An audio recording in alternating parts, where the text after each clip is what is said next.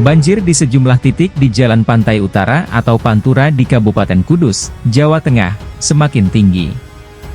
Arus lalu lintas, baik dari Kudus maupun menuju Kudus, dialihkan melalui jalan alternatif.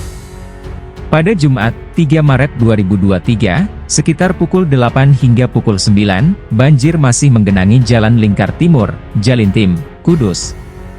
Banjir menggenangi dua ruas jalan lingkar tersebut dengan ketinggian 30-50 cm.